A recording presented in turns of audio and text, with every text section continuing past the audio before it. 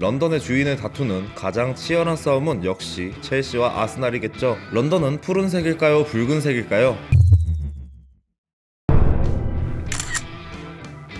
푸른 심장과 붉은 심장 둘 다 가졌던 사나이 5위는 엠마누엘 뿌띠입니다. 피파 온라인에서 적폐로 유명한 그 뿌띠 맞습니다. 뿌띠는 벵거의 아스날의 상징적인 선수죠. 비에이라 뿌띠 미드필더 조합은 황금 미드진이라는 평가를 받으면서 프리미어리그 입성 첫 시즌 만에 리그 우승과 FA컵 우승으로 더블을 달성했습니다. 2000년 뿌띠는 바르셀로나로 이적하게 되는데요. 바르셀로나에서는 3백의 센터백 역할을 맡는 등 한 포지션에 고정되지 않고 다양한 포지션을 소화했습니다. 그러나 라리가에 적응하지 못하고 다시 EPL로 복귀하게 되는데요. 복귀팀은 아스날이 아닌 첼시였습니다. 당시 맨유의 알렉스 퍼거슨 감독은 첼시는 뿌띠를 영입함으로써 우승에 한 걸음 더 가까워졌다 라고 말할 정도로 뿌띠는 세계 최고의 미드필더 중 하나로 꼽혔습니다. 첼시에 입단 후 램파드와 중원을 담당하며 첼시의 주축으로 활약하게 되지만 2003년 당한 큰 부상과 더불어서 새로 영입된 마케렐레에게 주전 자리를 잃게 됩니다. 이후 첼시는 재계약도 제의하지 않았죠. 볼튼과 리옹, 보르도에서 뿌띠에게 러브콜을 보냈지만 부상의 정도가 심각했는지 뿌띠는 은퇴를 결정하게 됩니다. 뿌띠의 아스날 커리어 점수는 8점, 첼시 커리어 점수는 6점, 런던 커리어 점수는 20점 만점에 14점 되겠습니다.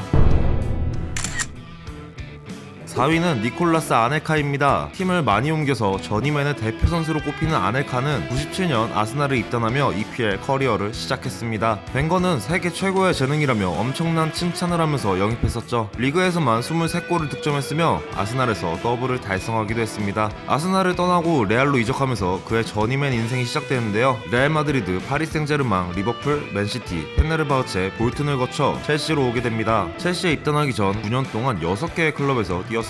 아넬카는 첼시에서 첫 시즌 만에 19골을 터뜨리면서 자신의 집을 드디어 찾은 듯 했었죠. 안첼로티 체제하에서 아스날에서 마찬가지로 더블을 달성하기도 했습니다. 자존심이 강하며 내성적인 성격 때문에 사고뭉치로 많이들 기억하고 있지만 실제로 경기장 밖에서 문제를 일으킨 적은 거의 없었습니다. 실력 역시 저평가받는 선수 중에 하나로 티에리 앙리와 비교될 정도로 월드클래스 선수였죠. 아넬카의 아스날 커리어 점수는 7점, 첼시 커리어 점수는 8점, 런던 커리어 점수는 15점 되겠습니다. 3위는 페트르 체어입니다. 두말할 필요 없이 첼시의 전설이죠. 2012년 챔피언스리그 바이에른 미넨과의 결승전에서 체어의 활약은 아직도 제 가슴속에 남아있습니다. 리그에서만 24번의 클린시트로 EPL 한 시즌 역대 최다 클린시트 기록을 세웠으며 리그에서 1025분 연속 무실점을 기록했습니다. 게다가 이 기록은 체어의 EPL 데뷔 시즌에 나온 기록이며 당시 첼시와 EPL은 순수한 경기력만으로 FC 바르셀로나를 꺾었을 정도로 세계 최강의 팀이자 최고의 리그였습니다. 그런 리그에서 이 정도 기록을 세웠다는 것이죠. 첼시에서 4번의 리그 우승, 4번의 FA컵 우승, 3번의 리그컵 우승, 챔피언스리그 우승과 유로파리그 우승까지 말이 필요 없는 첼시의 안방마님이었습니다. 그러나 아틀레티코 마드리드로 임대가 있던 쿠르투아가 라리가 우승과 챔피언스리그 준우승에 엄청난 기여를 하면서 체의의 입지가 불안하게 되었죠. 특히야 14-15 시즌부터는 쿠르투아가 주전 골키퍼가 되고 체의는 벤치로 밀려났습니다. 15 시즌부터는 아스날에 합류하여 데이비드 시먼과 옌스 레먼 이후 든든한 키퍼가 없다시피 했던 아스날의 골문을 지켰습니다. 2위는 세스크 파브레가스입니다. 10대 시절부터 아스날의 소년 가장 역할을 도맡아 하던 월드클래스 미드필더 파브레가스입니다. 세스크는 넓은 시야로 플레이메이킹을 하던 천재였고 모험적인 스루 패스를 시도하는데 주저하지 않았으며 이선 침투를 이용해 득점하는데도 매우 능했죠. 한국에서는 팥불이라고도 많이 불렸습니다. 08-09 시즌에는 앞선 영상에서 설명드렸듯 윌리엄 갈라스가 주장을 박탈당하게 되는데요. 그 주장 자리를 파브레가스가 차지하게 됩니다. 특히 이 시즌에는 파브레가스가 프랭크 램파드와 미알 발락에게 침을 뱉어서 히드레가스, 심브레가스라는 별명까지 생겼었죠. 2010년에는 내가 첼시 유니폼을 입으면 날 죽여도 좋다 라고 말할 정도였는데요. 그런 그가 눈 떠보니 제 옆에? 네, 첼시로 왔습니다. 바르셀로나를 거쳐서 오긴 했지만 예전의 발언을 뒤집고 런던 라이벌팀인 첼시로 옮긴 것에 대해서 아스날 팬들의 반응은 당연히 싸늘했습니다. 벵거 감독은 배신감 때문에 파브레가스의 번호를 차단할 정도였죠. 첼시에서 첫 시즌 만에 리그 우승의 주역이 되었습니다. 세스크의 패스는 그야말로 패스 마스터였죠. 아스날 커리어 점수는 10점 만점에 9점, 첼시 커리어 점수는 10점 만점에 8점, 런던 커리어 점수는 총 17점 되겠습니다.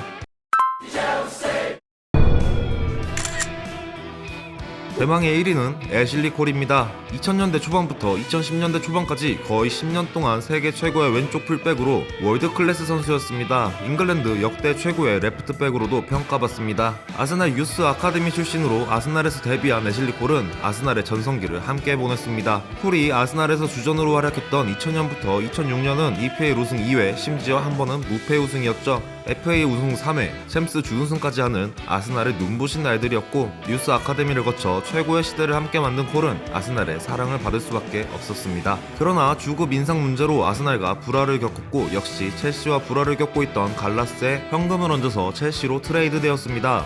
콜은 아스날에서 굉장히 공격적인 풀백으로서 까를로스의 공격력과 비교되기도 했었는데요. 당시 4-3-3 전술을 기반으로 사용하던 첼시에서는 공격력을 줄이고 수비 지향적인 플레이를 주로 했습니다. 팀에 따라 확 바뀌는 플레이 스타일로 볼 때 콜의 전술적 이해도는 상당한 수준이라고 할 수 있죠. 존 테리, 까르발류와 함께 첼시 걸레 수비 스타일을 구축하는데 큰 역할을 했습니다. 특히 호날두, 아니 날강도의 천적으로도 유명한데요. 호날두는 당시 오른쪽 윙어였고 콜은 왼쪽 풀백이었기에 포지션상 자주 충돌했습니다. 호날두의 돌파를 콜이 매번 막아냈었죠. 2016년 호날두는 가장 상대하기 힘들었던 수비수로 애슐리 콜을 꼽았습니다. 재밌는 점은 반대로 애슐리 콜이 가장 막기 힘들었던 선수로 메시를 꼽았다는 것입니다.